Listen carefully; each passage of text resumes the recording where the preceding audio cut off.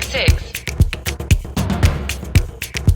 Citigroup is back, Richard, in Saudi Arabia, per the Wall Street Journal. The third largest U.S. bank has again found favor in the kingdom as one of the foreign lenders helping the kingdom modernize its economy. Quote, they paid their dues, end quote, said a senior Saudi official. They were in the penalty box long enough, and now they're back in the game. I remember when they pulled out, and they pulled out in 2004, and the reason being was that this is in the post 9/11 world. Their ability to fully respond to accounting demands for who's investing what, where it's going, that sort of, they felt like they couldn't, through their subsidiary. They had 20% in Saudi American Bank in Saudi Arabia. And in fact, Citi was the only U.S. bank with a retail banking subsidiary in the kingdom. So they had made the commitment. They were there. And they pulled out, and like I said, this was in '04, and you knew at the time this was really going to be resented, and it wasn't going to be something that was forgotten, and it was not forgotten, because as with anybody, if you leave us when we're down, that's when we know.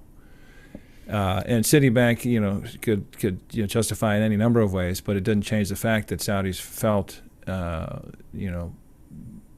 abandoned and left down in a time of particular crisis. So it's great that they're back. As you said in your your blurb, it took close to 20 years to do it. Prince Al-Walid bin Talal owns a significant amount of Citigroup as well. So there is a longer standing Saudi connection there. Very interesting. I mean, that banks are looking at Saudi Arabia and the 7 to 9% GDP growth rate this year and salivating at the possibilities there. And so this is just, it's good news for Citigroup, but very interesting. Yeah, and they're making money. Citi, during the financial crisis in 2016, they loaned a significant amount to Saudi. I guess one of the parts of this article that we reference on this is from 2017 to 2021, J.P. Morgan made the most investment banking revenue in the kingdom at $143 million, closely followed by HSBC and then Citi at $134 million. So they're making money.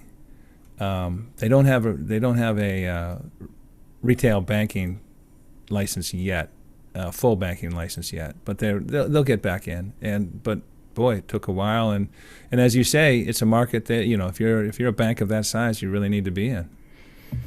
This article will be in the comments for the YouTube section. It'll also be wherever you're listening to this podcast. It's a Wall Street Journal article. I just wanted to say that Stephen Kalin, who I think you've met and know, and Rory Jones, and she doesn't have a byline here, but Summer Said, the three Wall Street Journal reporters on Saudi Arabia are fantastic, among the best in the business.